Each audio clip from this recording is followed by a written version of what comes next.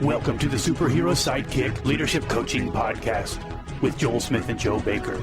We're here to help you develop your superpowers. This is the Superhero Sidekick Coaching Podcast. I'm Joel Smith. I'm Joe Baker. We're not here to be the superhero. We just want to be your sidekick and help you along in building your business, building your not-for-profit. Let's help you grow it fast and really scale. Be sure to check us out on Facebook and visit us at superherosidekick.com. Welcome to the Superhero Sidekick Coaching Podcast. I am Joel with my friend Joe Baker. Joe, how you doing today? Hey, I'm excited about the guest today in particular. This is a longtime friend. Today we got a longtime friend, Bryan Citrin. And Bryan Citrin runs chiropracticadvertising.com, where he helps chiropractors all over the country really fill their offices with people looking for chiropractor work.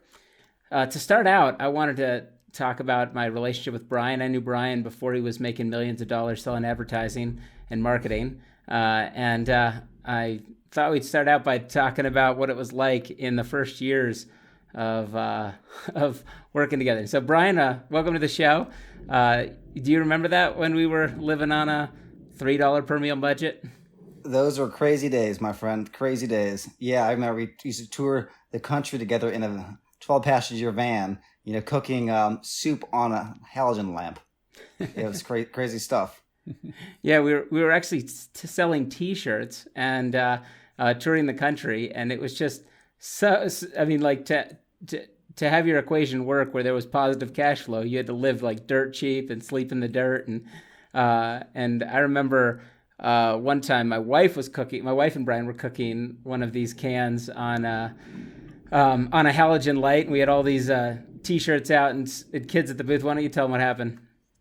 Yeah, so like I'm working on closing the deal. I'm selling one of these T-shirts, right? And your now wife at the time it was your girlfriend. She's cooking the raviolis on this light, and then she decides to pick it up and open it right in front of like the potential customer, and this thing explodes like all over this little kid and starts screaming, and the mother is right there, and I'm like, oh my gosh, we're all gonna get sued. And so I just give the kid the shirt, and I'm like, it's yours, keep it. And I'm hoping we're not gonna get sued for this kid getting a 3rd-degree burn or whatever, getting like burned from this ravioli exploding. And I'm like, and you gotta open the raviolis outside. Yeah, Joe, you might have to run this one past Ann see if we need to cut this out. Oh no, I'm sure she's fine with it. But yeah, Bryan and I lived in a van together on tour, and it was some unique times. We would pretty much sell anything we could, and what I liked about Bryan is we would have different competitions at times where we would try to sell different things, or we try to sell the thing that no one would buy. And that continued to degenerate all the way down to, we'd be like, hey, Bryan, I bet you can't sell this empty can for more than $5. And he would leave the booth and go over there and totally sell it for $5. And then I would have to go and sell the empty can for $5 to keep up. And so we'd have running bets about that. I totally forgot about that. That was so funny. Because this is back before we had like viable businesses, and we're like, maybe we'll just have a business touring the country selling junk, and literally like you just randomly hand me something, here, sell this. I remember one time he handed me like a pipe clip, a broken pipe clip, and I'm like, I'm gonna sell this for $20. That is some serious sales training there. Yeah. Well, what you do is you match whatever you're selling with the cause, and so you give them the can. Or get whatever you're giving them and say, and not only is it only $5, not only can this hold 6 fluid ounces, it's very practical, but it supports missions.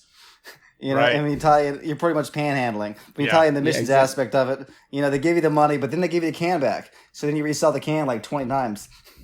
Right. So we have all sorts of stories like this, Joe. One time we were in downtown, somewhere in Utah. Where were we? We were somewhere in Utah, and we Salt Lake City. Salt Lake City. We saw this homeless guy, and we just had the time. We were like, why don't we raise this guy some money? And so, like, in an hour of time, we raised him like $220 or something like that. And then you sold him the can. We didn't sell him anything. But it was so crazy. We just raised all this money from these people, like just hustling. We were asking for 10 cents. Yeah, we raised them the money, asking for 10 cents. And that was the secret, really. It was like 10 cents, 10 cents, and like and a megaphone. 10 cents and a megaphone. And there are these people, Joel, who are like wearing they're like in a suit and tie. They just came from some kind of multi-million-dollar business. They look like, and we're coming up to them asking for 10 cents. And then when they wouldn't give it to us, Bryan would be like, "Oh, this man over here, he can't even afford 10 cents, on the megaphone," and say, "We understand, sir. We got 10 cents for you." And like, and he'd give the guy 10 cents, and then the guy give like $20.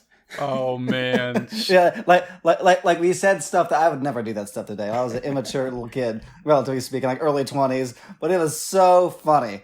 You know what I'm saying? It's like, I can't believe I had the guts to do that. I want a megaphone, people walking by. "You, sir, someone give him 10 cents. He needs it. God bless you, sir," with the megaphone the iPhone over there. It was just like, I can't believe I did that. But we raised that guy a bunch of money. In hindsight, that wasn't the best idea. Yeah. Fundraising shaming, right? And another thing is too, like, we never like had to do any like laundry or anything on the tour, because no matter how gross we were, we would make bets and we'd sell our clothes that we were wearing, like two people at the booth, and then that would like we just covered it with new shirts. Well, we had like a bargain bin, right? And so if you don't want to pay for the overpriced shirt, then you can buy it from the bargain bin, the used shirt. Yeah, so we had some crazy times. We learned a lot about sales and business, cutting our teeth, just totally broke, on tour. And both of us have come a long way since then. We were laughing about it last night, the crazy, ridiculous things we would do to, just have a few dollars. And now we're both very successful and would never do any of those things except maybe just for fun. But yeah, back then we were legends of like sales ninjas. Yeah, man, crazy how far we've come. And so with that and our show and our coaching show, I really was excited to have Bryan on to share some of the ideas about how to use social media. A lot of businesses like have a social media account, but they don't really know how to take that up a notch and use that to their advantage. They don't know how to create any kind of sales funnel or develop leads and create customers. And Bryan, that's where you're an expert. That's where you're a genius, and wanted to, just open the floor up for you to do some teaching and some mentoring of our listeners. Thanks so much, Joe, and appreciate that generous introduction. But yeah, and so my company, we specialize in targeting ideal patients around a specific practice, for a chiropractic practice, a dental office, or pretty much any practitioner that needs more patients. And we target them with targeted paid ads, typically on Facebook and Instagram, and we take them through what we call our online sales funnel. And if you're not familiar with a sales funnel, it's a progressive step, a process that you're taking people with to get them to come to the buying decision eventually that you want them to be at, whether offline or online. And what's so powerful about social media is you literally have the ability to target your ideal client for your business. And especially with COVID-19 happening, everybody is at home. Everybody's working from home. The whole model is everybody's working by Zoom. I was working by Zoom for years before this happened. I built an entire virtual team. So I was actually already ahead of the game whenever this whole new phenomenon of people working from home came into play. And so I literally built my entire business while working from home using targeted social media advertising to get my ideal client. And so whoever your ideal client is, they're online and you're able to target them with paid traffic. And so what you can do is you can use paid channels like Facebook and Instagram and target these people, and you can get them to come to a landing page that you make, which is like a page, like a mini website where you can capture their information. And then from there, you can even have a calendar set up where they can schedule directly onto your calendar or your business calendar. And then you can use software to automate like text messages, emails, and voicemails, and like so much more, all automatically. Stuff that we used to do. We used to do all this stuff by hand. And with our Lead Flows software, you can actually do all that automatically. But a question a business should never have is, how am I going to get more clients? That should never be the question a business has today. It should never be the question. The question should always be, how am I going to scale up? How am I going to manage the clients that I have? How am I going to manage a team to handle this influx of business? because getting clients is so easy. When it comes to the growing a business, it just comes down to what is the cost per lead. And then from there, what is the cost for conversion to get somebody to buy your product? Bryan, I think every business I'm working with has that question: how do I get more clients? And so, I love that you are presenting that it's easy, and you're not just talking about clients, you're talking about donors, you're talking about customers, you're talking about any kind of person out there. You're talking about investing and finding humans that fit with your product or service, right?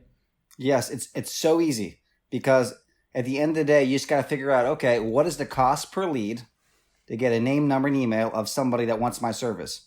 And then once you know the cost per lead, okay, how many leads do you need to get for someone to schedule an appointment with you?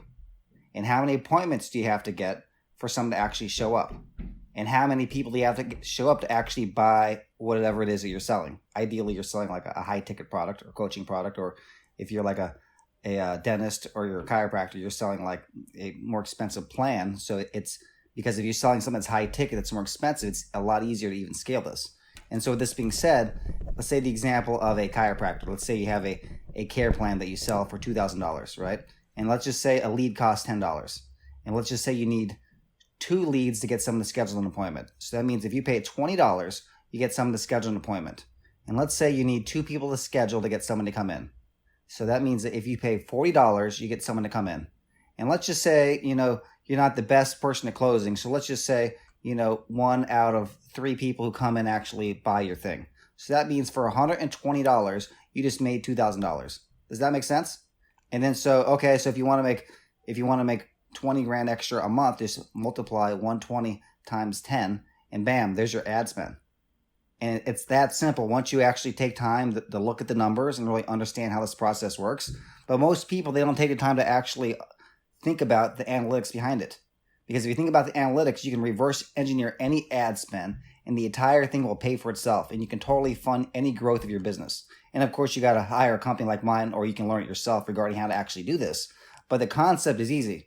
And even once you learn this, the cost that you would pay any company to manage this should be included in the revenue you're going to increase. And so if you create a marketing engine that fuels its own growth, it's nothing to pay the marketing company, because the whole marketing is going to be paid for, and the ads is going to be paid for from the increased revenue. But most people think, well, I've never advertised before, so I don't need to do that. I just rely on word of mouth. The problem with relying on word of mouth is you're a referral-based business. And whatever business you're running, you really want to shift yourself from being a referral-based business to a first-choice business. And to be a first-choice business, you have to run paid advertising and paid marketing. That makes sense.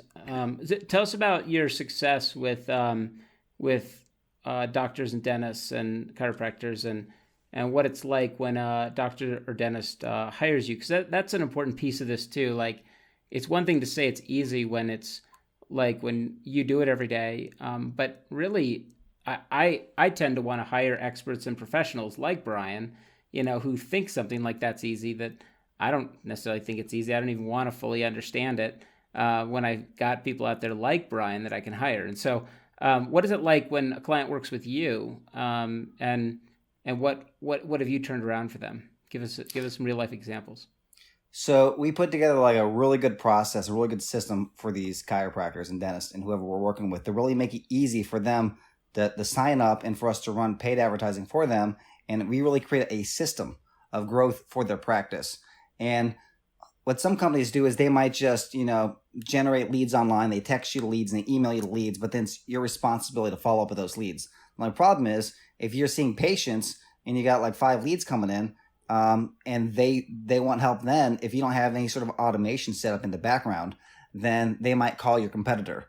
And so we've put a lot of work into creating like automated two-way texting, automated emails that go in there. When somebody schedules online, it automatically reaches out to them. We even have it so it even calls the office and then patches into the specific patient. And we create this whole automation system, and we create this whole training behind how the automation system works, that we even train the staff of a business that really help make sure that they follow up and nurture these leads effectively and respond. And so inside our software lead flows, we actually have the ability to go in there and look in real time at what's happening and respond in real time, both in a desktop version and in a mobile app version of of the software. And so it's really incredible how it really automates the process. And I remember there was this one chiropractor we were working with, right? He told me after his first 45 days of working with us, he had already collected over $40,000 on the books, with half of being paid up front. So in his first 45 days, he made 40 grand, 20 grand was paid up front.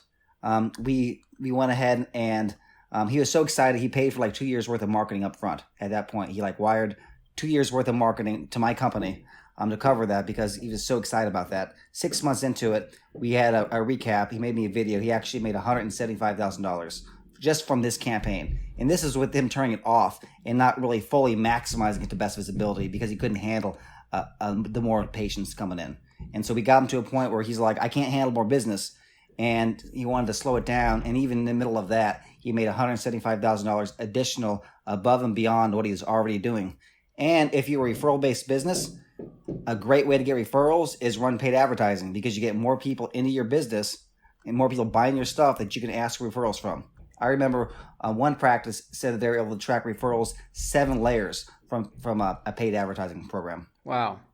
It's amazing. Wow. And really, it's like, I think one of the biggest morals of the story is hire somebody like this to help you. But on another note, what would be your suggestion for a business that has a social media page?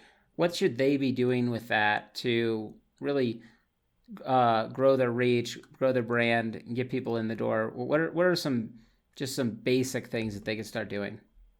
They should start posting on their social media.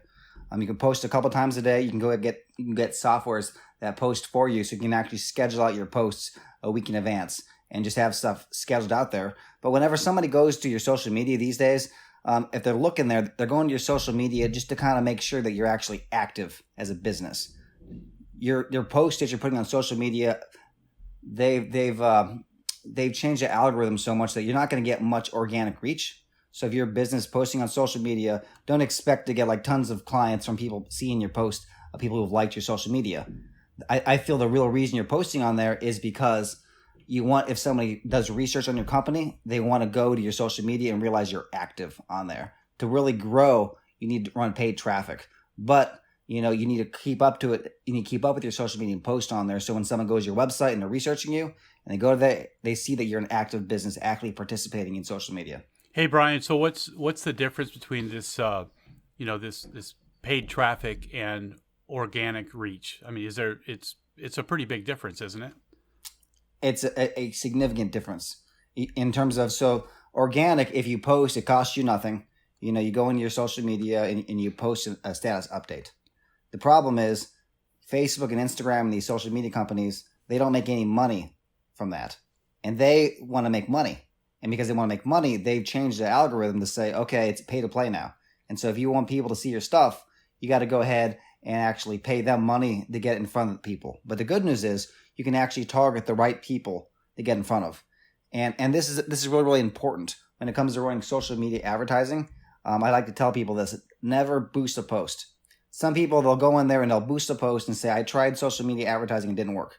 If you're going to run social media advertising, you need to do it within the business manager, because the business manager allows you to highly target people who you want to reach on both Facebook and Instagram, number one, but also allows you to do things like actually putting calls to action and a lot of stuff like that in the actual post itself, and put different types of posts. Whereas if you just boost a post, it's a very, very watered down version of what you have access to.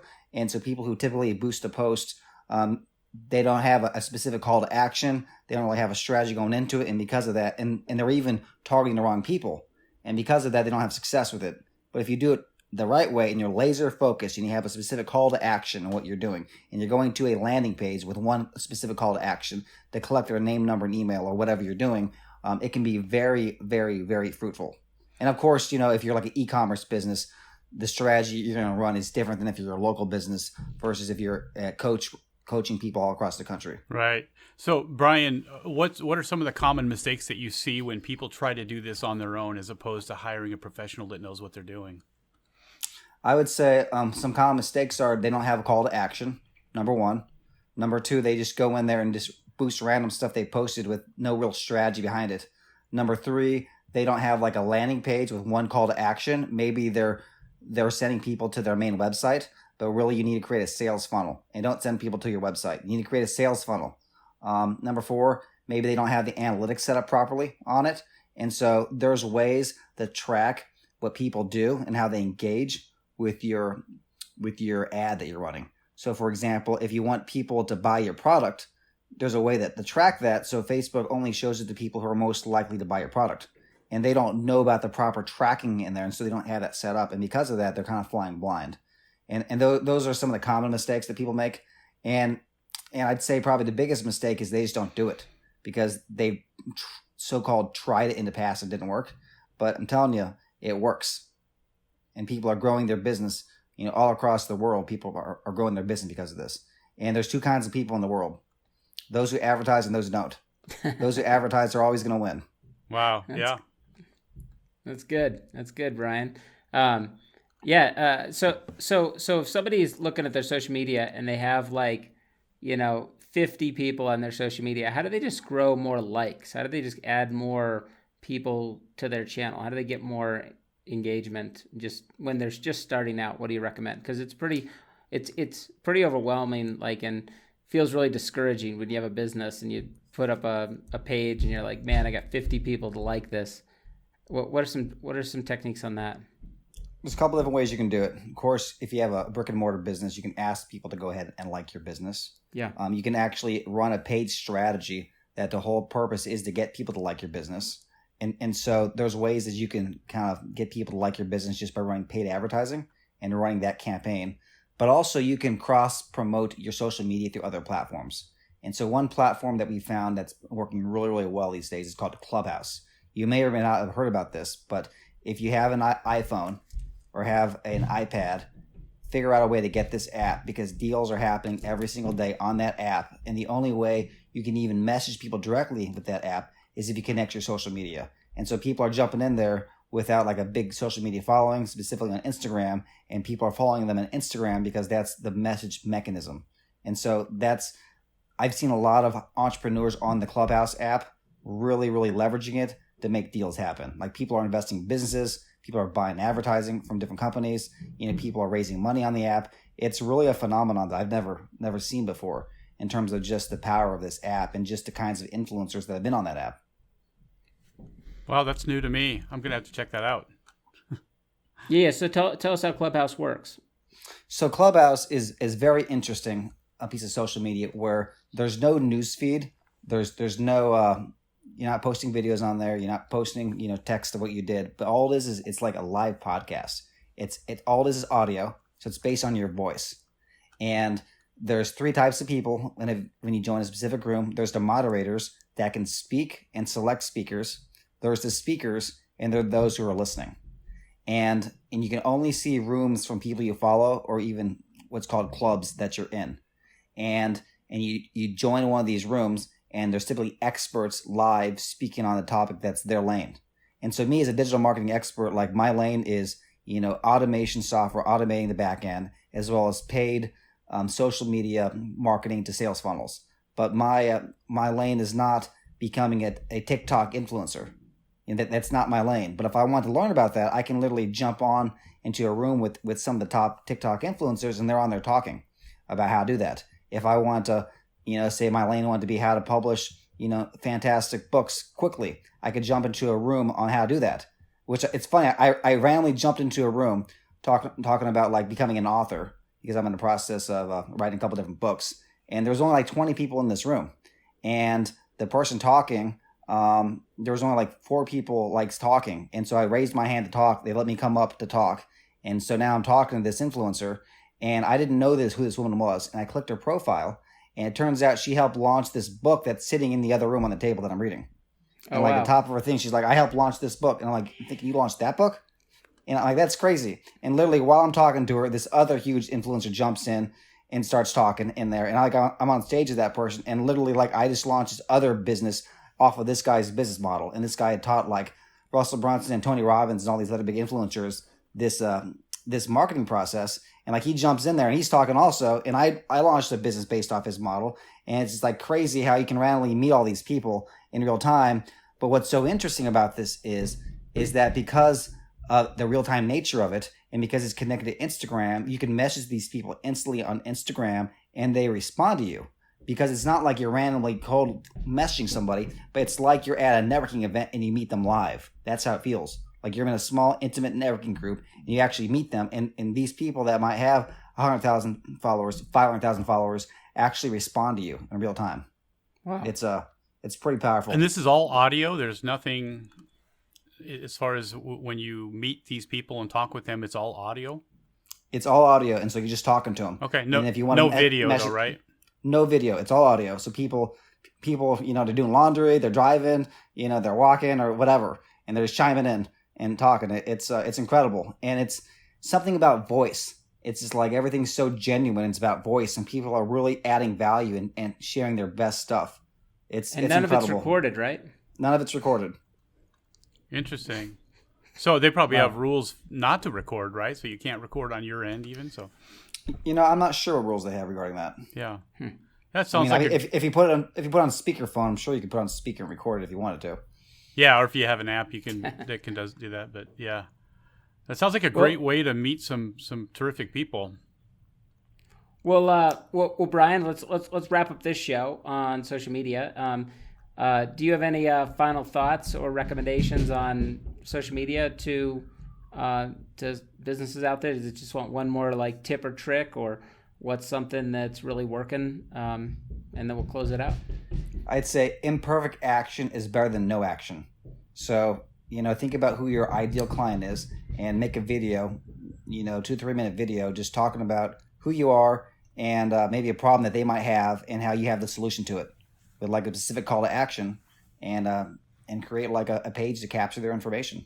I know that over at leadflows.com, we have that software that I told you about, that we have a lot of different industry templates. And so regardless of what business you're in, we probably have a template that can get you going. And so literally you can create a lead capture page right away and really start this process to really growing and scaling your business. All Just right. take action. And if anybody wants to find Bryan, just go to leadflows.com. Yeah, Close this out, Joel. Yeah, no, I was just gonna go that same direction. Tell us about how they can get a hold of you. Bryan, is there any other way that you prefer for people to get a hold of you or to find out more about what your company does? Yeah, if you're on Clubhouse, follow me. It's at my name, Bryan Citrin. If you are in Clubhouse, you can email me at Bryan with a Y at leadflows.com, and reach out to me. I'd love to answer your questions. Love to help you. I'm on Clubhouse too now, so I'm still figuring out how to work it. Well, I'm going to be here probably later on today. I got to check it out. You got me really curious. So, hey, Bryan, we really appreciate your time. You've got a lot of great things to talk about, and I love your marketing strategies, and just I know that there's a lot of listeners out there that don't necessarily have enough confidence in themselves that really need somebody like you. So we appreciate that. So thank you so much for having me on this. Yeah, no problem. Well, hey, we'll see you later, everybody. Check us out on the next podcast. Thanks.